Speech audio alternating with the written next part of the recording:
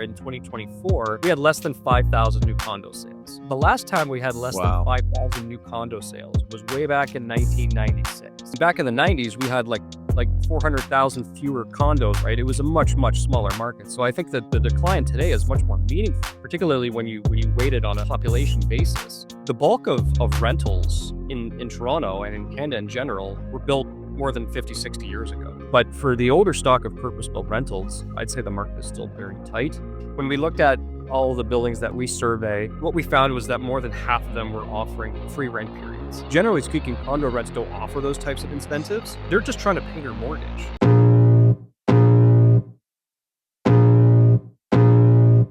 Welcome to the Tom Storey Show with Steve Karrasch and Tom Storey, where we discuss everything real estate or whatever else is on our minds. Welcome back to the Tom Storey Show. This week's guest is Shaun Hildebrand. He's the president of Urbanation. Urbanation has been expertly tracking the high-rise market in the GTA, basically going back to 1981. Shaun, I've seen you speak at my company several times, and whenever you do presentations, I'm the guy with my phone out taking a photo of every single slide you have because you give me all my content ideas to have in my business. So I really appreciate you being here. Thanks for joining the show. Great. Thanks for having me. So for the people listening that maybe aren't in the weeds of the real estate market like me and Steve are, can you break down what Urbanation actually does? Yeah, we're a Toronto-based research and consulting firm that's focused on the high-rise market. We track all new construction activity for condominiums and purpose-built rentals. We track everything that has to do with these projects as it relates to market data. So sales activity, pricing, inventory, absorption, vacancy. We collect all of this data, put it together into a extremely comprehensive database that is accessed by basically all of the region's developers, lenders, institutional investors, brokers, and appraisers, and also government agencies. And we create content out of it. So we have individual project stats, so our subscribers can kind of go in and do their own research, but we also take that data, roll it up, and analyze it, and produce market insights. We also consult very closely with the development industry. So we're hired to do market feasibility work on individual sites. So a developer may have a parcel of land that they're considering developing high-rise apartments, and they'll come to us to do a market study to figure out what they should build. Is there a market for it? How long it will take to sell or rent? What are the rents that are achievable or prices? How do they design the units and unit mix? So we get very, very involved in the whole process of development from a market perspective. So you've got the subscribers that get access to all the information that's maybe like people in the industry or anybody interested. And then the other half of your business would be basically working with developers closely on what they should build or should not build. Yeah, exactly. We have two main sort of business lines. It's the subscription service, and it's also the consulting. I've always been interested because the new construction side of the market was always this kind of like secret black box because it's not on MLS. We don't see what's happening. On your side of things, like what does the day-to-day look like with your company? Like, are you surveying the developers to get your data? Because it's always like, we think this is happening, but we're not really sure. And you've been the first company that I've seen that's actually telling people, here's what's actually going on kind of behind the curtain. Yeah, our company's been around for nearly 45 years, so we've established very good relationships within the development industry. So on a quarterly basis, we reach out to all of our contacts within the development of brokerage industries and ask for direct reporting on condominium sales activity. It's a rental building. We would contact the property manager or building owner to get information on leasing activity. But for new construction, yeah, we're out there surveying the individual projects. We do get data directly from head office at most of the major developers, but we also have staff that go out into the field to collect that information. So they're visiting sales centers, they're making phone calls, they're talking to brokers to get as much detailed information as we possibly can. A little easier to do, I suppose, right now because there's not really much launching. And not really much selling. So there's the database updates have been fairly light for the last number of quarters. At the beginning, at least for how long you've been with the company, were the developers as open to actually talking to you guys and telling you what's really going on? Because right now, like all the headlines aren't exactly rosy about the new construction market, but they obviously, it's kind of a give and take. Like they got to tell you what's going on so you can report to them, here's what you should or should not do moving forward. Yeah, and I think, most of the developers have a subscription to us, so they have a Okay. vested interest in supplying good data into a good database and a good subscription service. So, they are, for the most part, forthcoming. Now, there could be some areas where they embellish, and we do vet the data. So Mhm. we're scouring through, available price lists and things that we can get our hands on ourselves to make sure that the information that they're providing to us lines up with information that we can get on our own, the street. But yeah, I mean, it becomes a little bit more challenging to get data from our contacts, I would suppose, when the market becomes soft, because it's, nobody wants to report data, bad numbers, but Yeah. they do nonetheless. It takes a little bit of a longer time period for us to get those numbers, but we eventually do, and that's one of the reasons why we report on the market quarterly. Mm. We take our time to make sure that we get it right. Doing it at a higher frequency would be nice. It'd be great to be able to report monthly, but we don't think that, with the way that information is collected and the fact that no developer has any obligation to give any third party company their data. Uh, it takes some time to get those numbers right. So that's why we do it every 3 months. I've seen you quoted in many, many kind of traditional news media articles over the last few years. I'd be curious from your side of things, because I do some of that as well, but I see your name everywhere. Is there a general theme or question you're getting from mainstream media? Because I'm going to try to not ask you those questions today. I'm going to try to go a different direction. Like, what's the general thing they're asking you about? Yeah, we tend to get more publicity when the market's doing badly. Yeah. You've We seen get our more name out views on there. this podcast when it does Yeah, bad.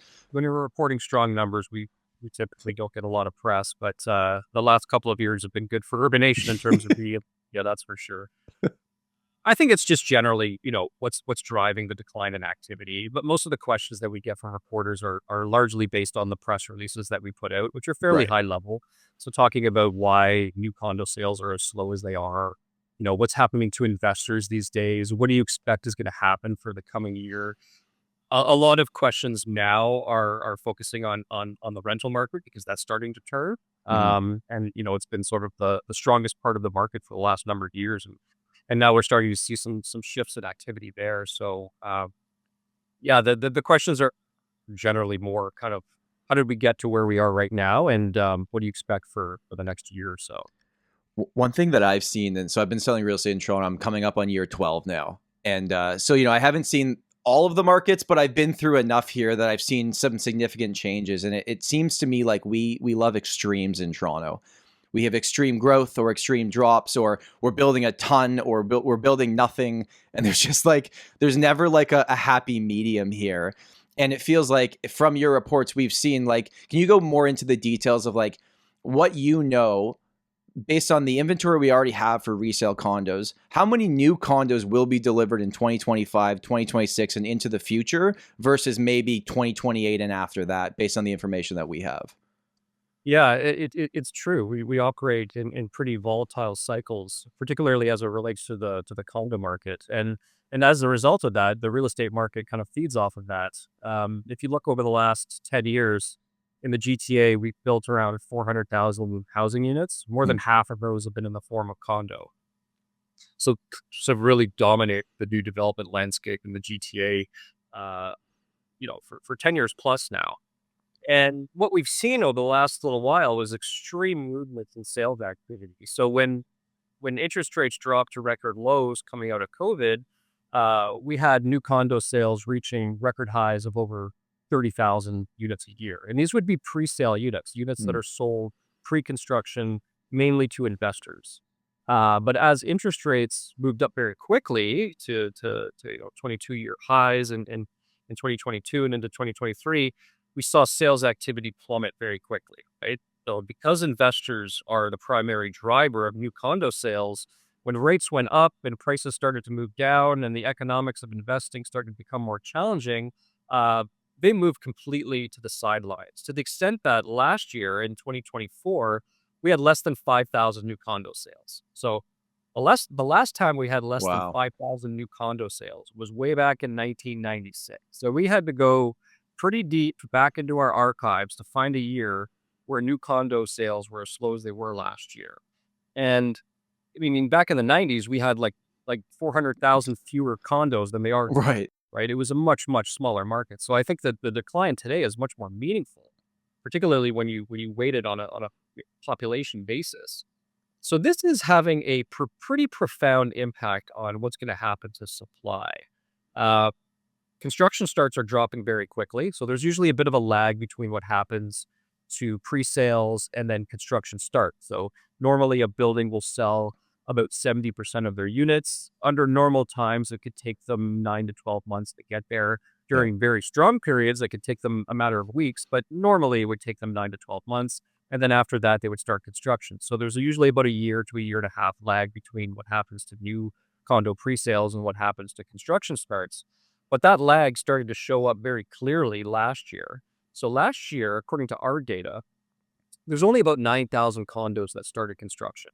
On average, we've been building around 20 to 25,000 condos a year. So that was Hmm. less than half, a significant decline. And as that's happening, it's starting to slow down the trajectory for expected completions in the marketplace. So our expectation is that new condo completions will remain at a record high in 2025. So our current schedules were about 31,000 new condos to reach occupancy this year. That's on top of what happened last year when we completed about 30,000. So between 2024 in 2025, we're going to see about 60,000 completions, which are well above normal. Like Hmm. normally we complete around, I would say 20,000 units a year. So this is, 10,000 units extra for consecutive years. So it's quite a bit of extra supply at a time period when obviously demand is pretty soft. But because of the decline in construction starts that we're seeing right now, the completion schedule, once you move after 2025, and I would say more meaningfully after 2026, it begins to slow down considerably. So we're expecting a normalization in condo completions in 2026, about 20,000 units. So we're going to be moving kind of back to that 10-year average. But by the time we get into 2027, it's going to move to around 16,000 units. 2028, we're going to be delivering less than 10,000 units. And then for 2029 and 2030, there's basically nothing in the pipeline for condos that are going to be scheduled for completion. Because of the fact that we aren't really launching new projects today, there's about a 5-year lag between when we launch a project and when we complete a project. 2029, 2030 is where you see the supply of condos basically stagnate, right? There's no growth in new supply. So we're in this period because of how volatile the presale market is. You have these spikes in completions that are followed by extreme declines in completions. So you have big gyrations in price and rents that have an impact on the marketplace, and it really is supply driven. Me and Steve have talked about it a lot, Sean, over the years. Is when you look back at that year 2021. Remember, Steve, we were saying like, sales that happened that year were just taken away from future years. We did so many more that year that, like, if you average it out, it probably would have made sense over the next 5 years. But percentage wise, so many happen here. It seems like it's pretty similar for new construction. It's like we have way more coming to the market in the last 24 months and moving forward versus there's just nothing after that. And like, are people launching right now? Are things selling? Are any projects selling out that could come to the market 28, 29, 2030? No, there's almost nothing launching. So in the second half of 2024, we had really just only a handful of projects that launched.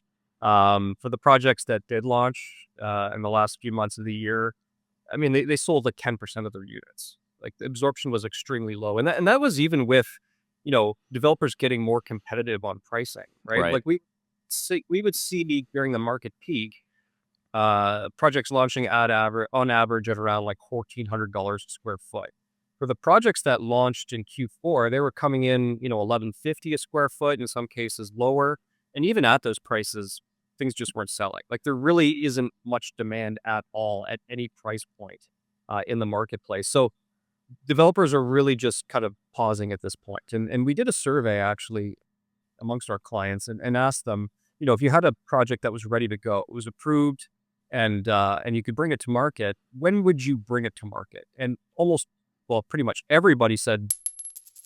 This episode is brought to you by Realty Ninja. Real estate agents, listen up. Realty Ninja has created over 9,000 Canadian real estate websites, and they are no joke. I've been using Realty Ninja in my business since they were a small little startup in North Vancouver.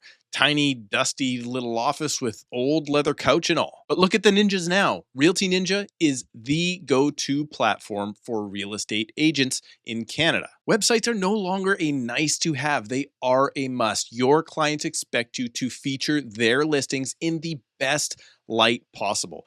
They expect you to go with Realty Ninja. The backbone of my real estate business is my website. I wouldn't pick any other company to host my website other than Realty Ninja. Don't believe me? Go to my website. Check it out right now. Go to krproperties.ca and you will see that it's powered by Realty Ninja and has been for over a decade. They have all of the features I need to grow my business year after year, including lead capture, mobile-friendly design, built-in SEO, and so much more. The best part of Realty Ninja is it's totally free to sign up, no credit card is required, and you only pay when you are ready to launch your new Realty Ninja website. And no, that's not it. Sign up today at realtyninja.com/Tom, and you will receive 20%, yes, 20% off of your entire first year when using Realty Ninja to host your real estate website. Their templates are super easy to work with yourself, or you can have the ninjas design something for you like I did. Not only is Realty Ninja the best product on the market, but it's also affordable. Listeners of this show know that I am as cheap as they come, and I've been using Realty Ninja for well over a decade now. Start your free trial today, and when you launch, save 20% using our link in the description below. And let Realty Ninja help you take your real estate business to the next level. And now, back to the podcast. Well, pretty much everybody said not in the first half of 2025. So the expectations for project launches in the first half of this year are very low. Some said if things improved, we could see ourselves launching in the second half. But no, in most cases, it was a 2026 and beyond story, right? I think there was this narrative previously about, survive until 2025. And now that we're in 2025, it's like, well, maybe it's 2026 or 2027. I don't know. But it doesn't look like 2025 is the year where we're going to see the turnaround. So what's going to happen with this kind of, let's call it a snowball then? So if we've got 60,000 units basically over a 2-year period going to be completing, and already a market where you're not assigning those, you're not selling those, there's no new investors coming to the market right now to eat that stuff up. What's the projection? Are we just going to see this, like Tom said, like this massive downside? And then on the other side of that, is there a massive spike going back up the other side? Because for another 5 years after that, we're going to have no projects on the go, or nothing at least being completed. Yeah, I think if you looked at it from the profile of supply, that would be the story. That the supply challenges are going to be a big headwind for the market for the next couple of years. And then as supply tightens up, it'll be a tailwind for prices and rents, beyond 2027, just because of how much completions are going to ramp down. Like I can tell you, like right now we have about 79,000 condos under construction. There's still a lot of construction activity happening. It's down from where it was a couple of years ago when we had over 100,000 units under construction. But with all of those condos completing and construction starts basically falling off a cliff, by the end of this year, we could very well have less than 45,000 units under construction. Like we haven't seen that low of a volume of construction activity for condos in over 10 years, right? Like it used to always be the story that Toronto was the North American leader in construction crane counts. That's not happening anymore, right? And we're seeing some serious impacts to construction jobs as a result. Like it's been said that the average construction crane produces around 500 jobs, right? So with all of these projects reaching completion and no new projects starting, there's a lot of issues here happening within the labor market. So my big challenge here is trying to understand, are we going to be even able to get all this labor back when things do improve? Like, are Huh. these individuals going to move to other sectors, or are we going to have even further supply challenges down the road? We have a huge wave of retirements happening as well within the construction sector. So I think this extreme volatility it's not good, right? You talked about the fact that we brought forward all of these sales in 2021, and now we're not really seeing any. Okay, statistically, it does balance out, but how long is this downturn going to last is really the question, right? Like, how long are we going to see supply remain as low as it projected to be in the post 2027 period?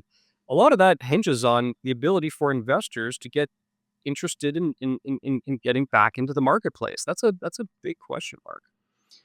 I've looked at the difference, the price gap between new construction and resale, and really kind of focused in on that, and actually been very vocal about it long before what happened in the last few years, telling clients like, hey, it used to make sense. I've bought pre-construction before, but I got it at $800 a square foot. It wasn't 1,400. It was a totally different market. What happened there where, like, early 2000s, it was cheaper to buy new construction? Like, is it all just development fees that is pushing up the prices here? Or how did the gap get so wide where it's 30 to 40 to 50% more expensive to buy something brand new versus a 5-year-old building across the street? Yeah, and I think this is one of the biggest issues that's impacting the condo market is that fact that the prices just don't make sense for investors when you look at them Yeah. relative to the resale market. And I don't think they've made sense for quite some time. This isn't something that just kind of came up overnight.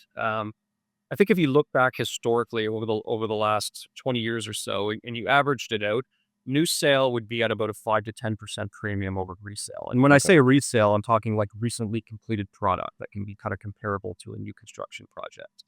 Um, that gap actually completely vanished for a period of time in 2016, 2017, right? And it actually made a lot of sense to get into the presale market.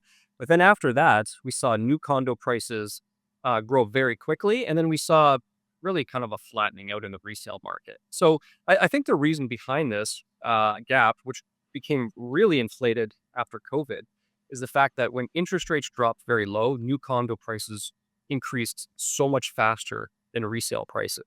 Part of that was cost driven, right? Coming out of COVID, Right. developers were facing supply chain issues, extremely high increases in construction costs on top of development charges, which just seem to go up astronomically year after year.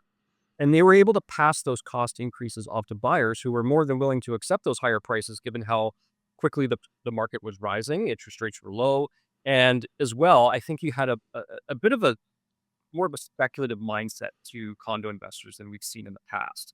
So I think historically the condo market has been built on investors that were more buy and hold. So they buy the unit pre-construction, wait for the construction process to play out over the 3 to 4 year period, and then once the project reached completion, they would hold on to it and rent it out, and they could cover their costs for the most part.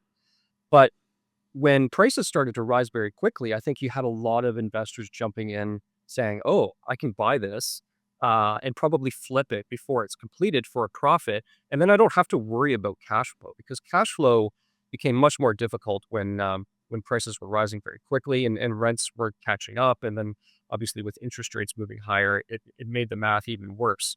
So I think that speculative mindset led to probably higher prices than what they should have been.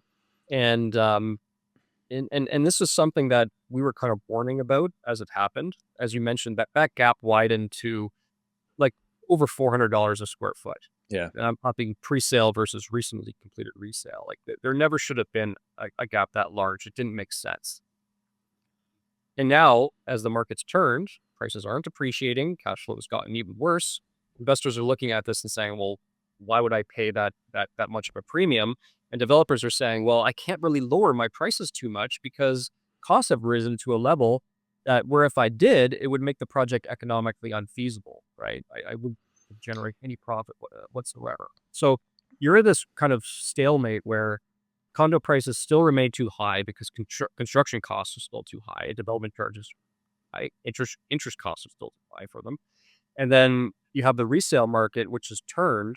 So there's a bid and ask spread here that is creating some difficulties in the market, and it's tough to get investors to buy at a premium when the market's not appreciating, and the average unit is cash flow negative by more than $1,000 a month. It's a tough situation. So Shaun, if you were, and I'm not going to ask you to give someone specific advice, but I just want to talk through, like, now that we know what we know that there'll be nothing built right now after 2028 unless magically projects launch this year and people decide they want to buy them.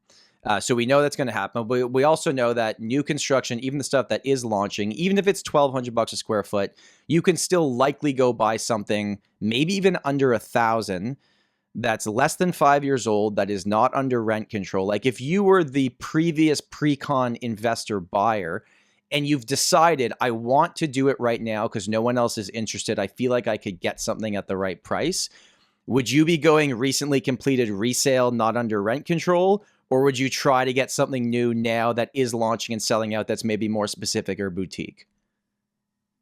I think the risk with buying into a pre-construction project right now is whether or not it will actually get built. Right. So you could be buying into a project that stalls out at 20 or 30% sold, and then what, right? Then the best case scenario is you get your money back with maybe a tiny bit of interest. So that's the difficulty is there enough momentum in the market to get a project up to 70% pre-sale so it can actually get built?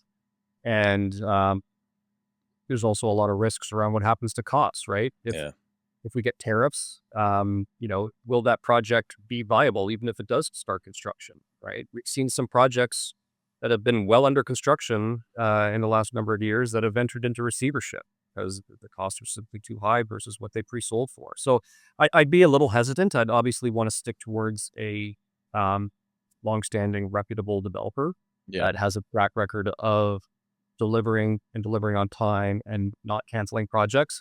I'd be very wary of any sort of small developers that don't have, a longstanding track record for sure. I think if you were an astute investor right now and you really wanted to buy, and try to pick up a good deal, I think you'd probably want to look towards the assignment market. I think that's where most of the distressed selling is happening. These are the individuals that bought, perhaps several years ago. Unit is getting closer to completion, and they're not able to close, or they don't want to close, and they're looking to offload the units. And in order to offload an assignment, because it can't be widely marketed on MLS because the developer in most cases won't allow that, you do have to offer it on a discount, and it's a little bit of a nuanced purchase because of different legal issues, but it generally has to be offered at a discount relative to a registered resale building. So that's where I see some kind of blood in the water, if you put it that way. I think the issue with those is that you'd have to close on them probably within the next year or so. And what happens over the next year when you still have another 30,000 units that are expected to reach occupancy? You have a resale market that has a record amount of inventory right now. Like, there's like 6.5 months of supply. If you look downtown, you're probably closer to 7 months of supply, which is well above a balanced level of 4 months of supply. It's just, it's tough to pull the trigger on a market where there's a pretty good possibility that values will continue to slide this year. What you'd want to do, obviously, is try to get into a project with a longer time horizon that's going to close in that 2027 period. But again, there's a risk here that the project doesn't get built. So I would want to see some more momentum in the market before pulling the trigger. I'd want to see sales activity starting to pick up because you'll start to see price inflation after that. But as that's happening, developers will still have to be very, very competitive on price. So I would say I'd be a little hesitant at the moment, but there could be an opportunity perhaps later this year if things start to improve. Shaun, could you imagine if the assignment market was allowed on MLS?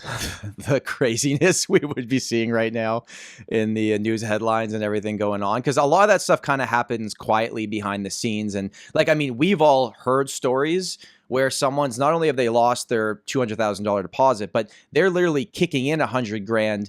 The seller's paying the buyer just to close on the thing based on the new sale price. So I think you're right. If you're a buyer being strategic on this, there's lots of people trying to give units away right now that are getting, like, the clock is ticking on how long they have to make a decision here. Yeah, and in fact, if you look at the profile of completions over the next couple of years, the difficulty with arranging financing and closing on these units only gets more difficult. And that's because of that prior gap between the price per square foot of a new sale and a resale. And we've heard about this. This is starting to get reported more in the media now. The ability, of the inability of people to close on their units, because when it comes time to get a mortgage, the unit isn't appraising at market value, right? It's being appraised at a market value that isn't as high as what the contract price was at pre-sale. And, there are some lenders that are doing blanket appraisals. So they're appraising the building at the pre-sale price. Even though the pre-sale price is higher than what's considered current market value, they're still providing that appraisal and allowing purchasers to close. I think that's something that's helping to create some stability in the market right now, because even with all of the inventory that we have on the market for condos, there hasn't really been that much price deflation, right? We had that initial period when interest rates were rising very quickly in 2022 into early part of 2023. But over the last couple of years, there's been very little movement in condo price.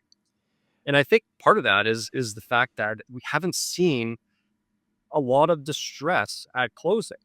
Part of that is the fact that the units that are closing today were pre-sold several years ago before the big run up in price, right? So there really isn't that big of a difference in a lot of cases, between pre-sale prices and closing prices. So for instance, the units that closed in 2024 were pre-sold at around $1,000 a square foot. So that's fine. Because they were pre-sold in 2020 or 2019, right? Yeah. And that's about what a recently completed resale will go for, around or just under $1,000 a square foot, let's say. It would vary depending on location. But for the units that are coming to completion this year and into 2026, they were pre-sold for like $1,200 a square foot plus. So that's like a 20 to 25% premium over what current market value is. So if you are a real estate agent in Ontario, you know all about TRESA and RICO's information guide, but your clients don't. So we are excited to introduce you to TRESAvideo.ca. It's a dynamic tool designed to help you simplify the complexities of TRESA while explaining RICO's information guide to your clients. TRESA Video is more than just a visual aid. It's a strategic investment in your brand's integrity and your client's education. Tom and his team use their own custom branded video that they purchased from TRESAvideo.ca in communications with their clients. Simply embed a link in your email signature, upload your video to YouTube, place it on your website, share it via text, or integrate your custom branded video into email campaigns using any CRM. Check out TRESAvideo.ca or click the link below. Quickly upload your branding and instantly elevate your trust and transparency with your clients. That's TRESAvideo.ca. TRESA video.ca. how many lenders are going to be comfortable lending on that type of a gap in appraisal, right? Now, they could ask the purchasers, as you mentioned, to come up with more money, but how many are going to do that on an investment that isn't appreciating anymore? So we could see some more challenges at closing over the next couple of years. I wouldn't be any rush to go out there and snap up units at the moment. I think that the challenges that the condo market is going to work through it's going to take some time. I know the blanket appraisals is a bit of a touchy subject because it's like, are they actually doing the purchasers a favor here? Or are they just denying the inevitable of like, you got to let the market actually be the market? And even though the outcome isn't going to be great, you're now putting all the risk on not the massive pension funds or companies, on the mom and pop investors. And I know it's like, again, you can answer as much or as little as you want on this, but is the blanket appraisal actually a good thing, or is that kind of just pushing the risk onto somebody else? Yeah, I mean, it's on the one hand, it helps to stabilize the market in the near term, but does it create some longer term structural issues for the market? Which I think, the longer that it happens, the longer that would be the case. Look, I think you need dynamic policy as it relates to mortgages.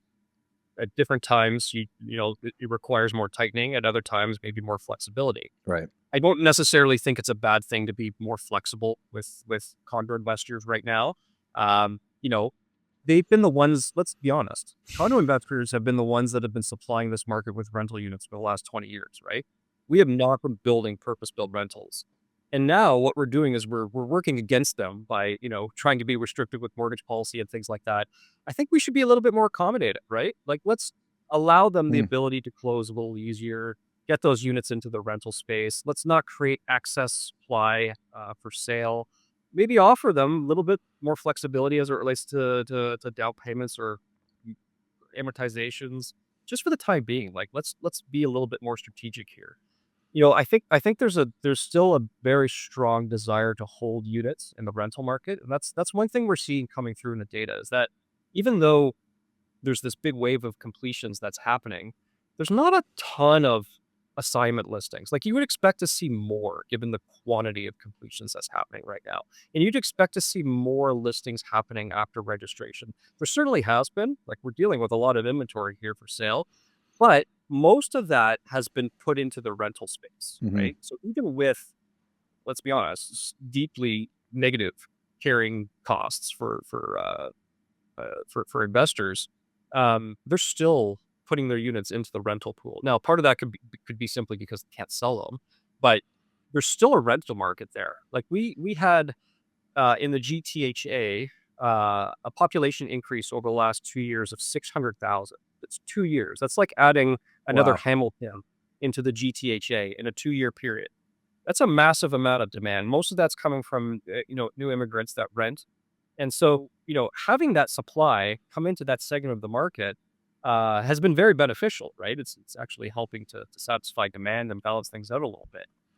But if that supply wasn't there, I think we'd be in a much more difficult situation as it relates to rental affordability and affordability in general. So I don't know. It's kind of a double edged sword, right? Where you don't want investors to overinflate the market, you create all these potential issues, but on the same token, you're still kind of relying on them to supply the market with rentals, because we still really are building that many purpose-built rental units. And subsidize the cost of rent because they're negative cash flow and holding the unit, right? I know, like, Steve, people don't love when we say that, but it's been the reality for the last little bit. Do you guys have any data on, if we look at, so 30,000 new units be completed to completion in 2025, what percentage of that hits the market?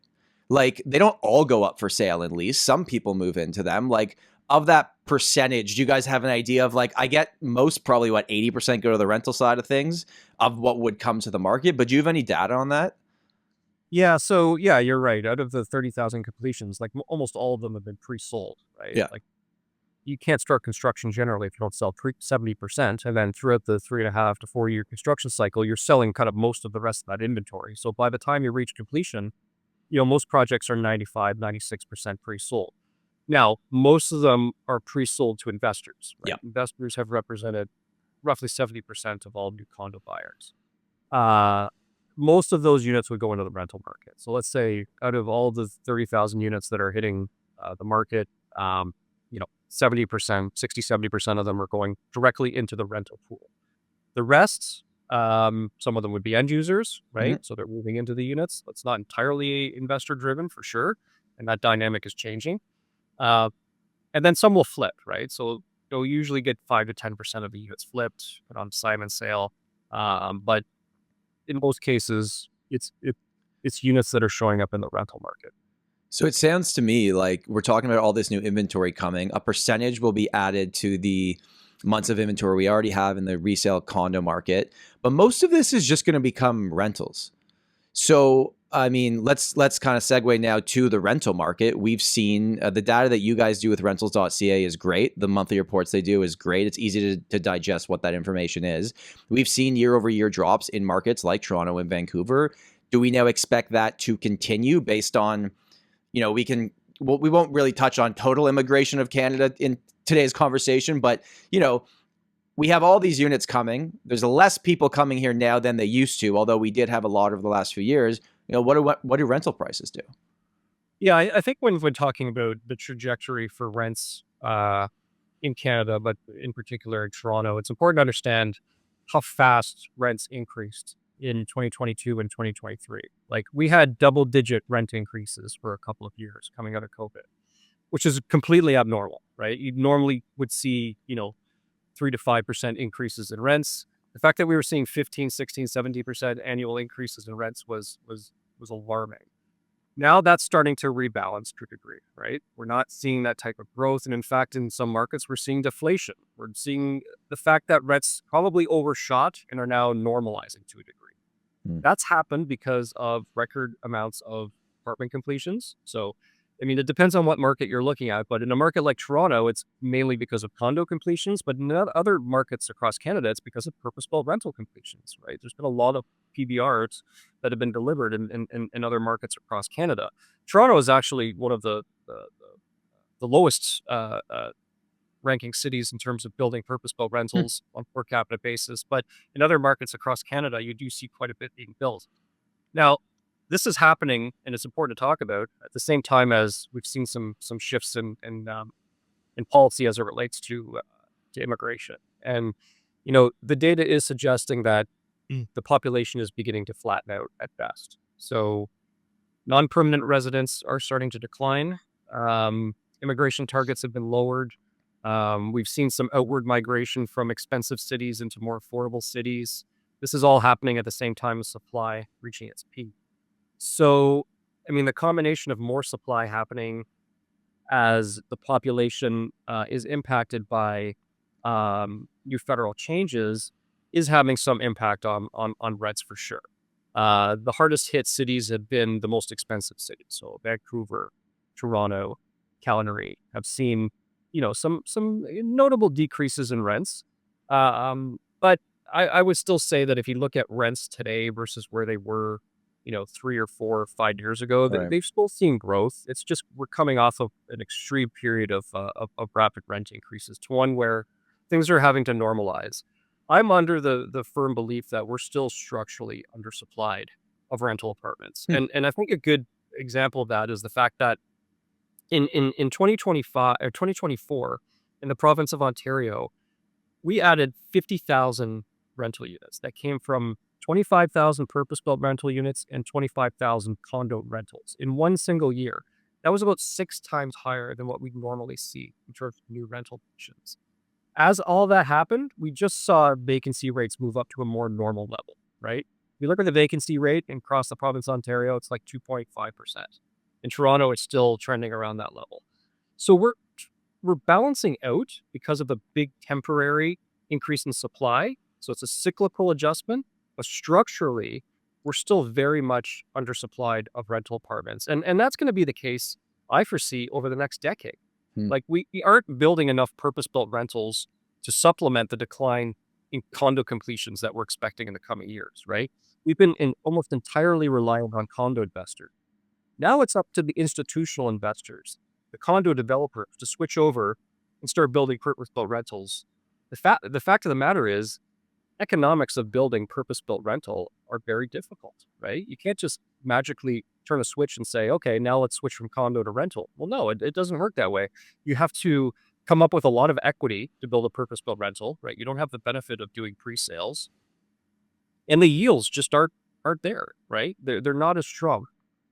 Construction costs are just as high for rental as they are for condo. You have development charges, you have higher taxes. It is, we've seen some incentives, right? The removal of HST, but trust me, when you look at the data, there's been very little movement on purpose-built rental construction. So my fear here is that we aren't going to see enough rental construction to offset the decline in condo completions in the coming years.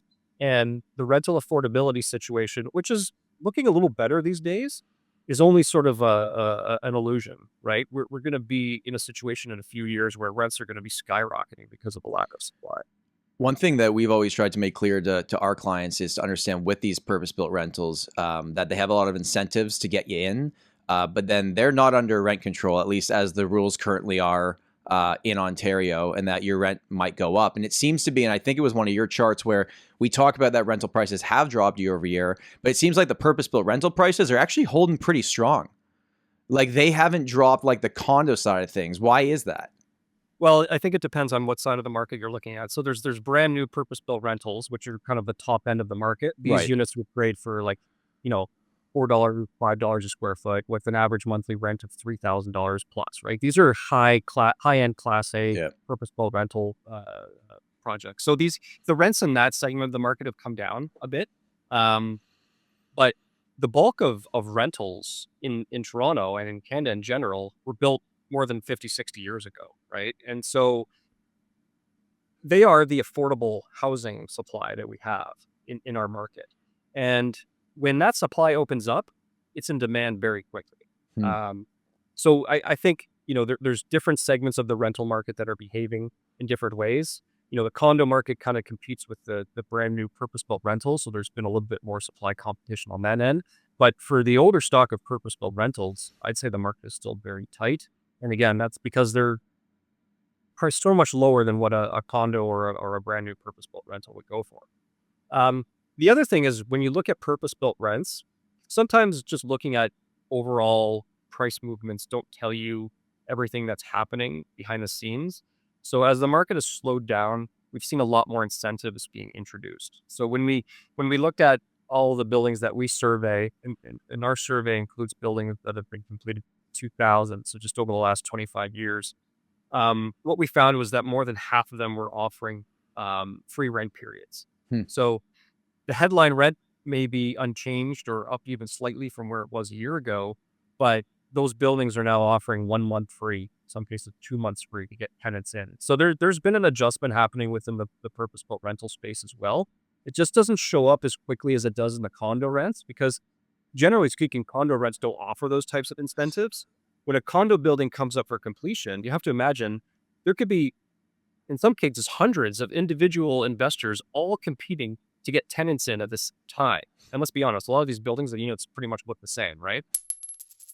Do you need insurance? The answer to that question is obviously yes, of course you do. Whether you are a tenant, landlord, or homeowner, you need to insure your property and belongings. And when I insure my investment property, personally, I choose Square One. Square One is affordable online insurance for everyone. If you apply for your Square One insurance policy using the link in the description of the show notes, listeners of the Tom Storey Show can receive $20 off right now, simply by going to squareone.ca/the Tom Storey Show. Square One is no joke. I personally use Square One for my landlord policy on my investment condo. I picked Square One because they were easier to work with than other insurance companies. And when I had an issue with my previous policy coverage in relation to my Strata's coverage, Square One was the insurance company that came up with a solution for my insurance problem at an affordable rate. Online quotes take less than 5 minutes with Square One. Get your home insurance quote today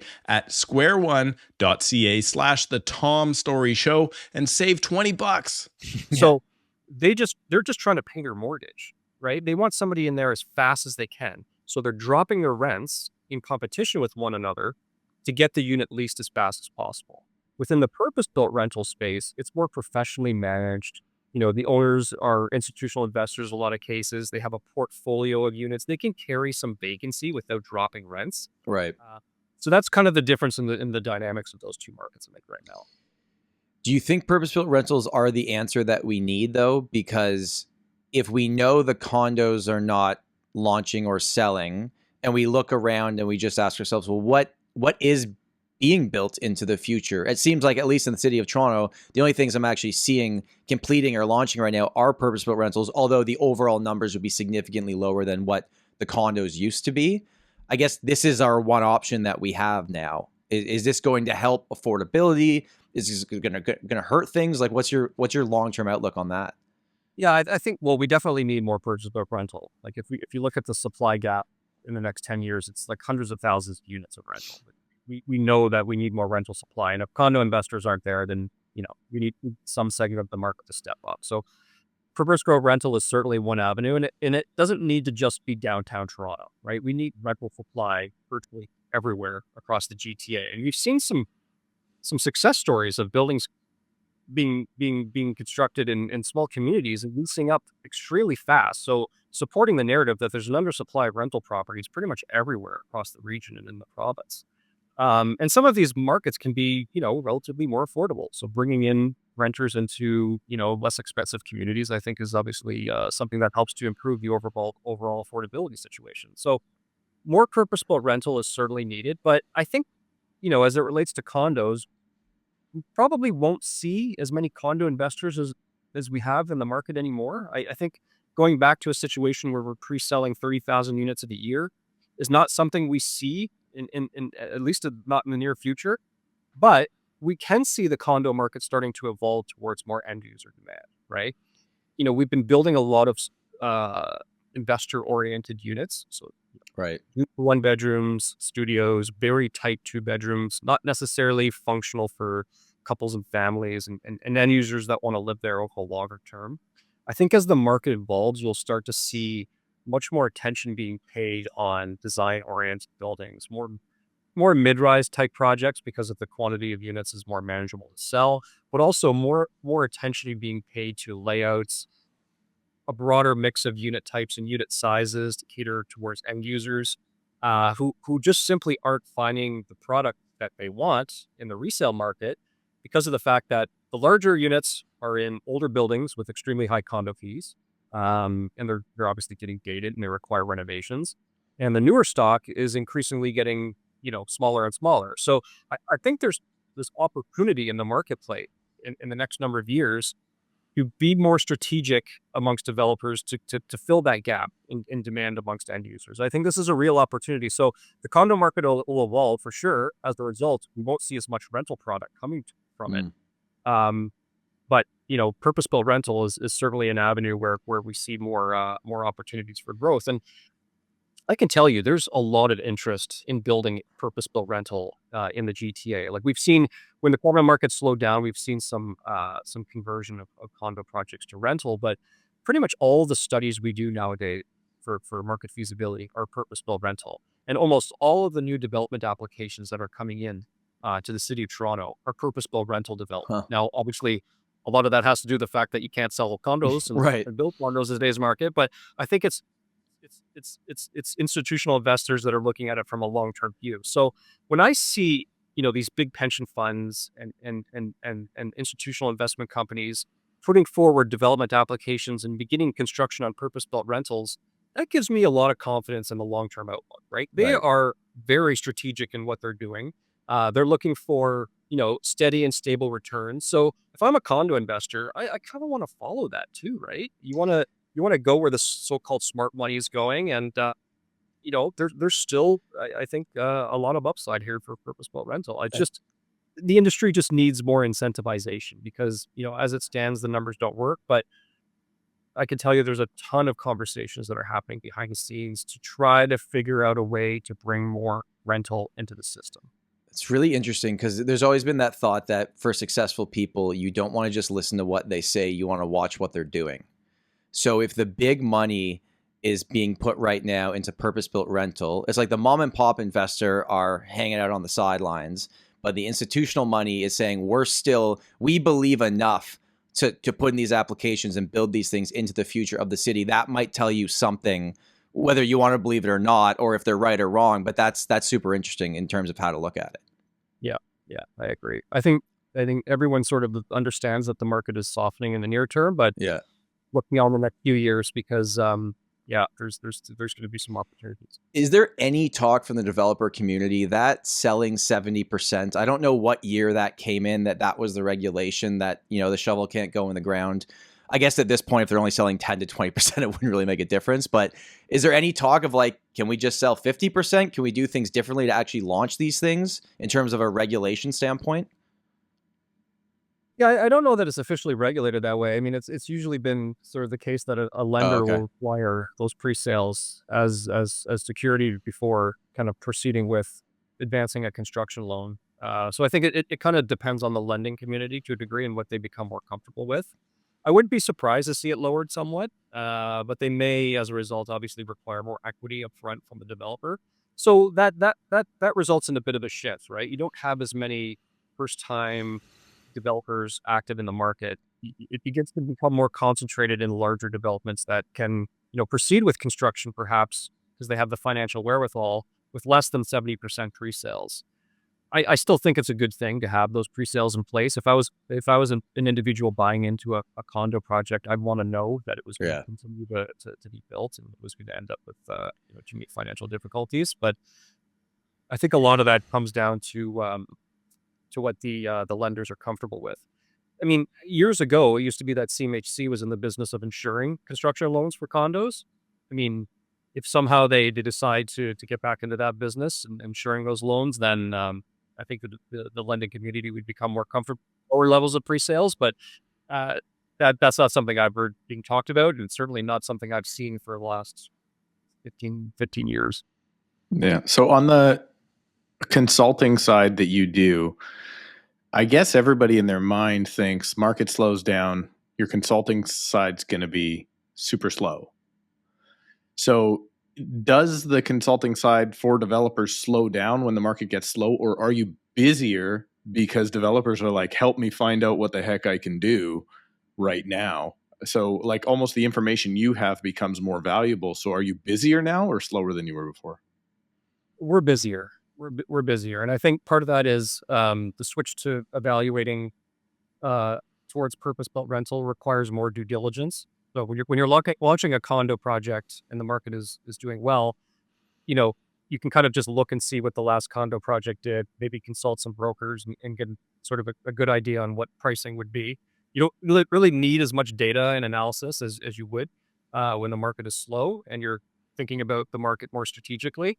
So that's what we're seeing with pretty much all of our consulting business kind of focused on purpose-built rental. There's much more data that's required and much more analysis to not only understanding the market today and what the achievable rents are, but what's the forecast over the next number of years, and what's the absorption going to look like versus the supply that's coming into the market, and how demand evolving. Like, how do we position our building from a unit mix and suite layout perspective to differentiate ourselves, but also capitalize on some of the changes in the demographics that are happening, right? Like, the rental market is so evolved. Like it used to be just kind of like younger professionals and students that were driving demand. And now it's like couples, it's families, it's downsizers, there's this whole new market opportunity that's been underserved for so long. And I think a lot of developers are looking at positioning their buildings to capitalize on that growth and demand. So it's not only, what can we build today to satisfy today's demand, but how is that demand going to be looking over the next 5 to 10 to even 20 years? So we've been working with them very closely on that.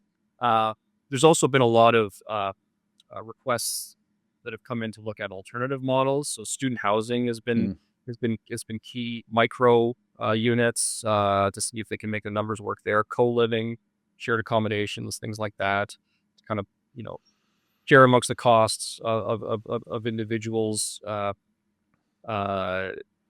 affordability standpoint.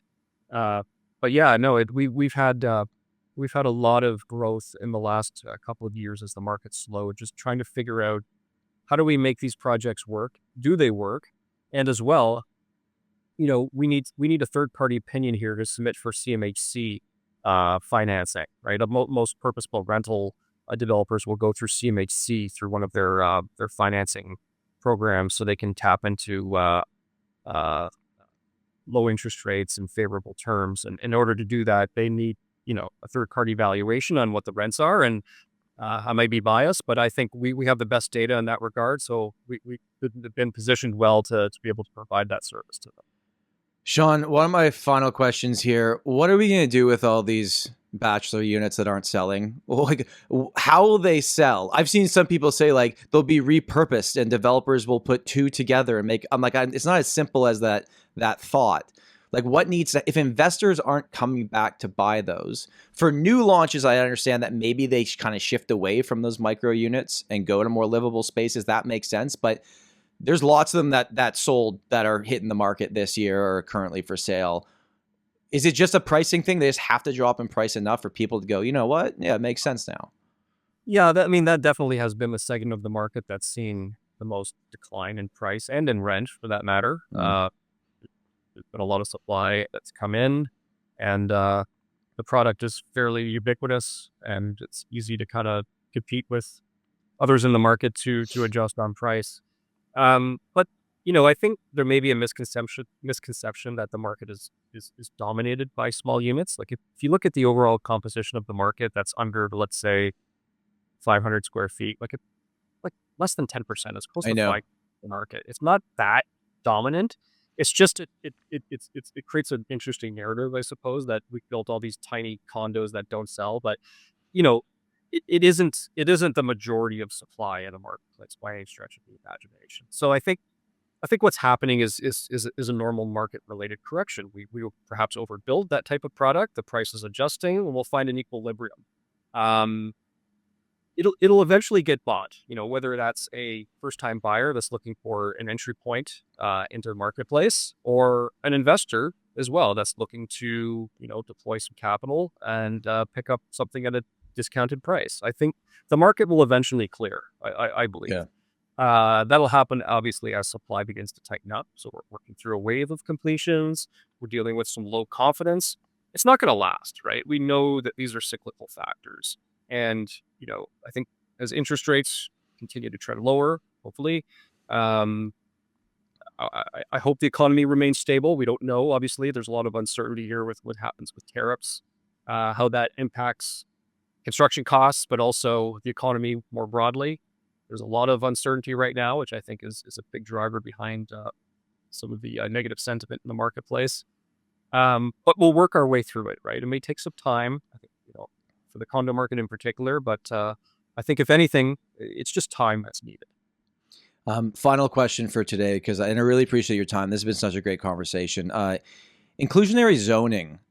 We interviewed Brad Lamb like a year and a half ago, and he was very clear that he was getting his projects sent to the city before this had to happen so that they would make sense. I had a client that had a son buy in a building with this, and he was saying to me, with the buildings that have the lower income housing, would that be a deterrent in the future for resale? Like if you had a unit in one of those buildings, do you have any thoughts on that? Are those projects launching? Did they sell? Is that still happening? So I'm not an expert in affordable housing or inclusionary zoning. From what I understand, most like those units are kind of scattered throughout a building. I don't even think the average person would know that the building has inclusionary zoning units in it. It's not like they're all allocated on one floor or a certain part of a building. So I don't know that that's a visible factor for the market. Look, it's been one way that projects have been able to get approved, right? Quite frankly, and working with the city and getting some concessions to include affordable units has been a good thing. I mean, just kind of going in and saying you have to include 20% affordable units, I don't think that's good because the development economics just get impacted directly. But saying, okay, we'll give you 20%. If you give us 20% affordable, we'll reduce your development costs, or we'll give you more density or something like that. It's a give and take relationship that I think is working in some cases. But no, I don't foresee it as having a measurable impact on market value for a building, because I don't think the average person would even know, even that their neighbor has, a deeply discounted unit. Well, we've taken up almost an hour of your time, and I really appreciate the conversation today. I've been lucky to see you present on a lot of this many times over the years, but I'm really thrilled that our audience will get to listen to this conversation today. For people that want to know more about Urbanation, like, can a general consumer that's not in the industry sign up for your subscriptions and get the monthly reports, or is it industry only? No, they certainly can. I mean, there's fees attached to it, but if you just want to be kept aware of what's happening in the market, we put a lot of content on our website. We also post a lot on LinkedIn. So if you want to check us out on social media, you'll see, all of our quarterly reports and any sort of interesting things that we find exciting that's happening in the market. We'll put up on those pages as well. But certainly visit our website, urbanation.ca. There's a lot of subscription information there if you are interested in signing up. And Shaun, usually Steve's more talkative. I didn't let him talk today because I had a million questions for you and I was being selfish. So sorry, Steve, for keeping you quiet. Hey, man, when you get a player show up, the third line can sit on the bench for the game. So I'm good with that. So I appreciate your time, Shaun. This has been absolutely awesome. Oh, it's been fun. Thanks for having me, guys. Yeah. Thank you, everybody, for watching and listening, and we will see you next week. Just one sec, Shaun.